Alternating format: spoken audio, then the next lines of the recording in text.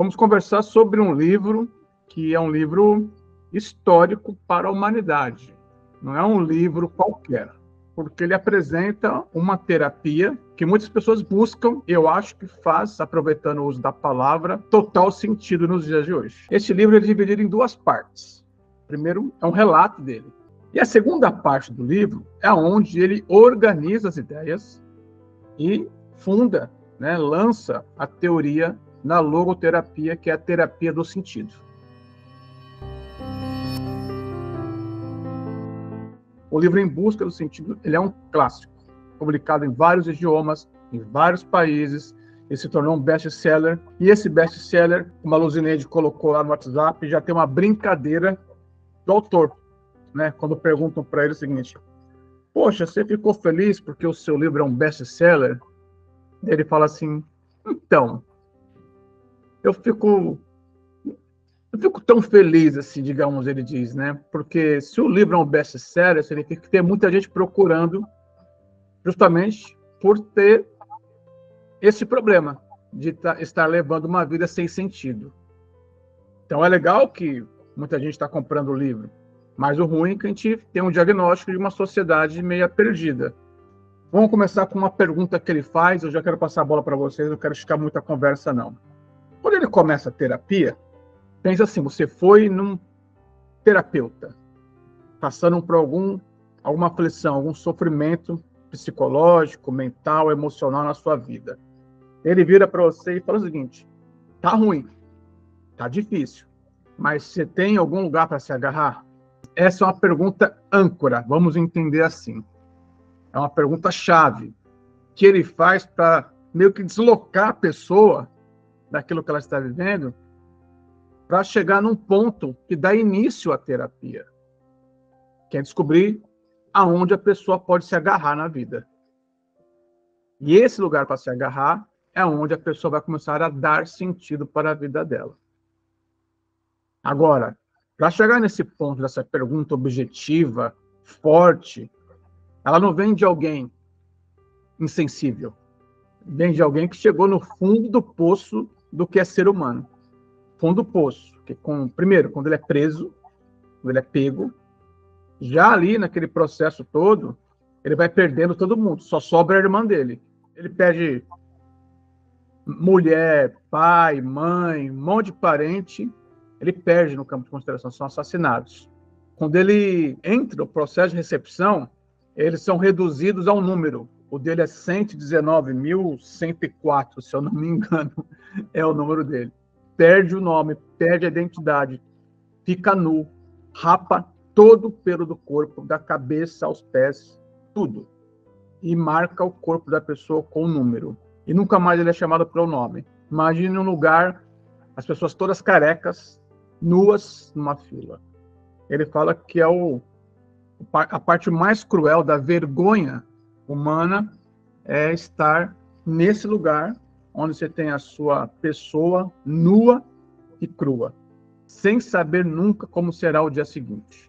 Todo dia é uma angústia, e é dentro desse universo, desse roteiro que ele traz para nós, sem fazer sensacionalismo, sem contar tragédias, sem relatar aquilo que todo mundo já viu em filmes e documentários e tal. Ele nos poupa disso. O foco dele está no comportamento humano e na luta pela sobrevivência. E a grande questão é o que faz alguém sobreviver, e não é todo mundo, Tem gente que entrega a toalha, tem gente que não suporta e acaba se jogando na grade de alta tensão, cometendo suicídio, que a pessoa não aguenta mais. Mas o que faz alguém manter a esperança, o otimismo trágico, que ele chama aqui em um trecho do livro, em um campo de concentração?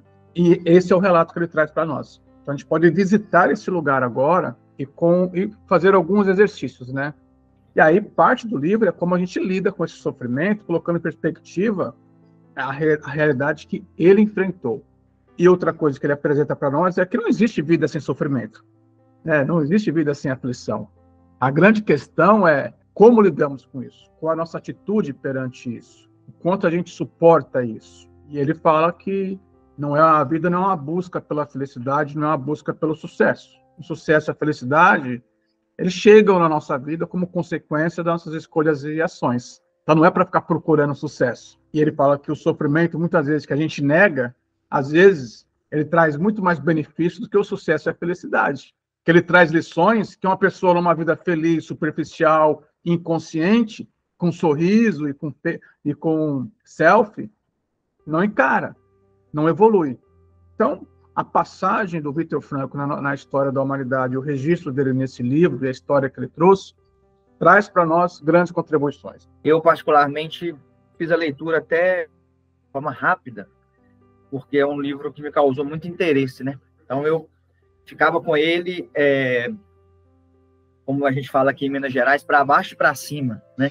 Significa que a gente fica com o livro, todo lugar que você vai, você leva, sobra um tempinho, você abre, né? E vai lendo. Então, assim, é um livro que para mim, já gerou uma identificação muito grande, uma percepção de o que é o sofrimento, né? Porque, às vezes, a gente tem a ideia de que a gente sofre, né?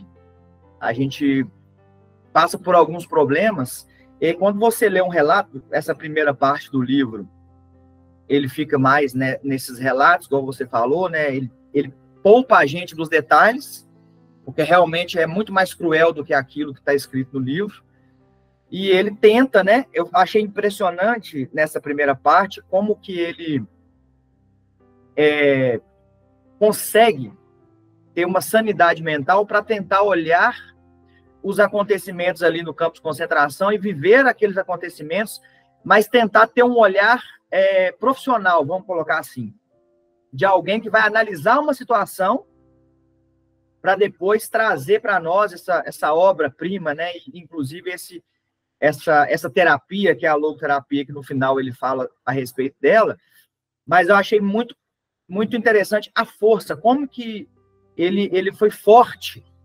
Porque pensa bem, uma pessoa que está naquela situação, a preocupação, eu acho que única, é sobreviver, é tentar de alguma forma escapar das punições, né, de todos os maus tratos que são feitos ali, e ele conseguiu ir para além do egoísmo que seria natural naquela situação. Ele até relata, né, como que muitas pessoas ficam insensíveis e uns companheiros se voltam contra os outros ali, porque chega um momento do estágio do ser humano, que ele é colocado, que ele é submetido àquela situação degradante, que ele não sobra mais espaço nele para ele poder pensar em nada no outro. Então, se ele tiver que... ele conta, né, tem uns episódios que me marcou muito, que ele fala como que, às vezes, as pessoas ficavam no meio da multidão, porque no meio você fica mais protegido do frio e protegido também das agressões, né? Quem estava nas beiradas, geralmente, é quem apanhava. Então, a pessoa, naquela de tentar se proteger, entrava no meio como uma autodefesa mesmo. Então, achei muito interessante. E já no início, quando eu comecei a ler os relatos dele, já comecei a pensar sobre se, de fato, eu passo por um grau de sofrimento que eu poderia chamar de sofrimento, né? Aí eu estou falando, obviamente, na minha percepção particular, e fiquei impressionado também como que, por outro lado, né, ele fala lá no livro que existem pessoas que, mesmo em situações totalmente desfavoráveis como aquela, ainda conseguem ser boas e mostrar o lado bom, né? Ele faz uma consideração de que não necessariamente a situação transforma a pessoa. Tem pessoa que, às vezes, mesmo em uma situação deplorável, que tinha todos os motivos para agir de forma egoísta, né, prejudicando os outros, ainda assim conseguia, em meio ao sofrimento, demonstrar compaixão, né, em relação ao outro. Então, nessa primeira parte, foi as primeiras reflexões que eu fiz quando eu comecei a ler. Fiquei pensando muito nessa situação e como que o ser humano...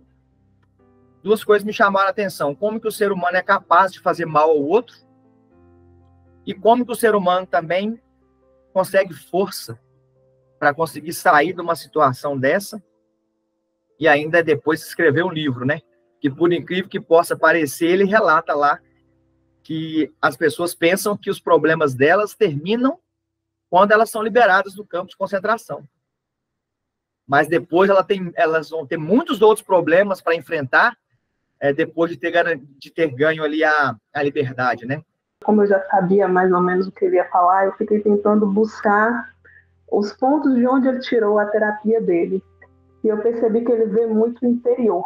Ele se volta muito para o interior.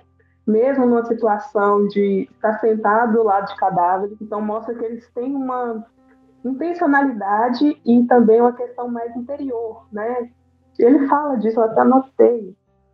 E sim, em vários momentos do livro, ele cita que a busca pelo sentido, né, tá muito dentro, não fora, porque fora você não sabe o que a vida vai apresentar. E isso faz parte da teoria dele, né? A gente lida com a vida conforme as coisas vão acontecendo. Então, essa ideia de a gente buscar algo, não precisa buscar muito, não. As coisas chegam. A grande força e o grande preparo é estar consciente, se conhecer e saber quais são os nossos valores para lidar com o que chega. Deixa eu passar a palavra para a Luzineide, que ela levantou a mão. Pegando o gancho, Janine, que você falou, que quando ele foi para a concentração, ele já tinha um certo preparo, né? E que isso ajudou muito ele.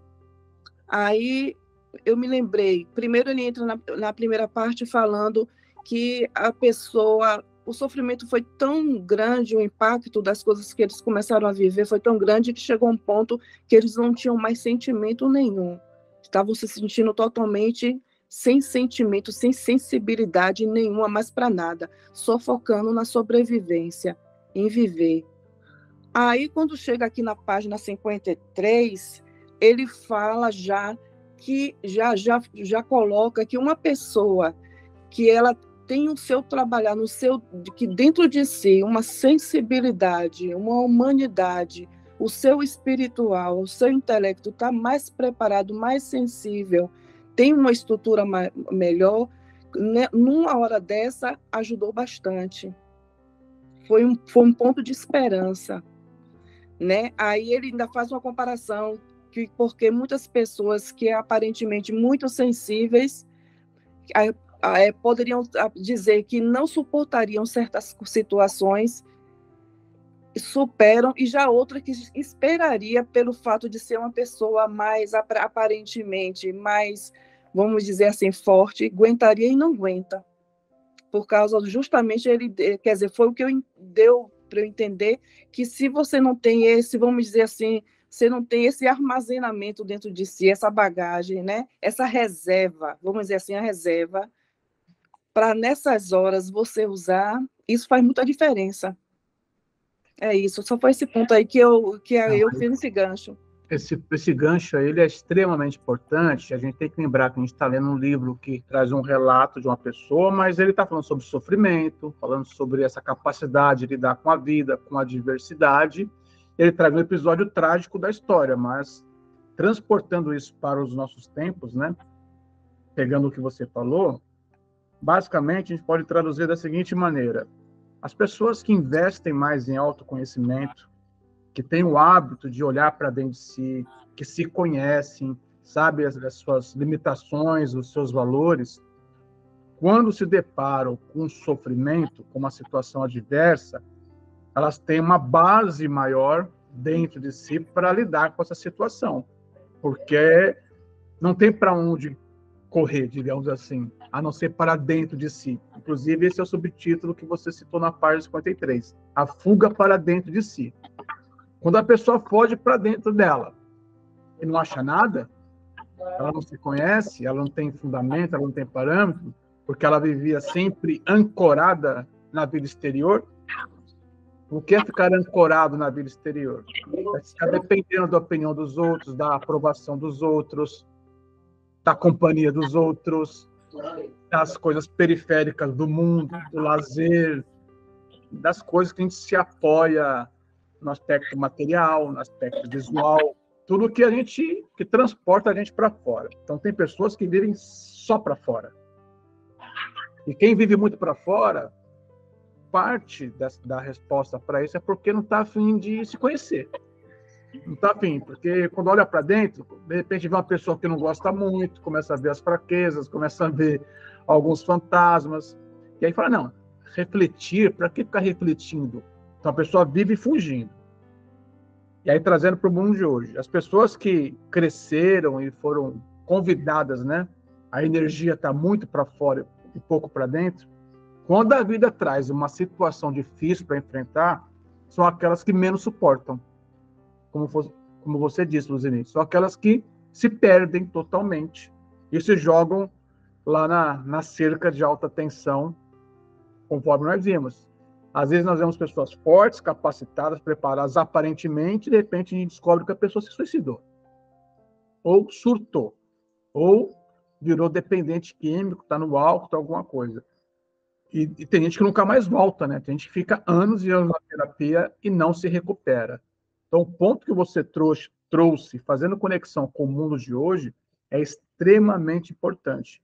A gente vive num mundo que as pessoas estão muito mais para fora do que para dentro. E aí, muita gente doente, muita gente angustiada. Oi, Carlos. Interessante você falar, né, sobre as pessoas que estão nesse olhar mais para fora e que acabam não resistindo. Eu acho que tem muito a ver com esse erro de percepção que, às vezes, muitos de nós vivíamos em outra oportunidade ou estamos tentando mudar isso, né? Porque isso que a gente está fazendo aqui, inclusive aquele primeiro livro sobre o sentido que a gente leu também já deu uma base para esse daqui, né? Porque eu comecei, inclusive, a consolidar vários entendimentos, porque existe, eu acho, nas pessoas um erro de percepção de que a vida ela existe para ser feliz. E quando a pessoa foca nisso, quando eu não estou sendo feliz, a vida para de ter um motivo para mim. Se a pessoa tem só sofrimento, ela fala, estou vivendo para quê? Já que se a premissa é de que eu preciso viver para ser feliz e não estou sendo feliz, então eu concluo que não dá para continuar. Mas quando a gente analisa, foi uma coisa assim que já começou a abrir meus olhos no outro livro e que ele reforça aqui nesse livro, que o sentido não tem a ver com felicidade, né? Primeiro, a questão do sentido não tem que ser algo gigante, né? A gente sempre frisa isso, o sentido ele não precisa ser algo tipo salvar o mundo, pode ser um sentido simples que a pessoa encontra, e eu me lembro dele ali no começo, quando ele entrou no campo de concentração, tentando salvar os rascunhos, vocês lembram? Colocou dentro da capa, e tentando salvar alguma coisa, né? Como se fosse possível, e depois ele rapidamente procurou um jeito de achar um papel, uma caneta para escrever, porque ele estava querendo, ele tinha um ideal de publicar alguma coisa, ele não podia perder nada, então ele ia escrever onde que dava os papeizinhos dele e tal. E aí ele deixa essa lição para nós, uma coisa que me marcou forte também, é ele dizer que a pessoa pode encontrar sentido no sofrimento. Isso é uma coisa assim que é algo que, sinceramente, as pessoas talvez fujam disso, conforme você mesmo falou, né? Se você disser para alguém que ela pode encontrar sentido para a vida dela no sofrimento, a pessoa fala, eu não vim aqui para sofrer. Mas ele fala que o sofrimento, lógico, eu achei interessante a separação que ele faz, sofrimento inevitável. Porque, obviamente, o sofrimento que for evitável, eu vou buscar sair daquela situação.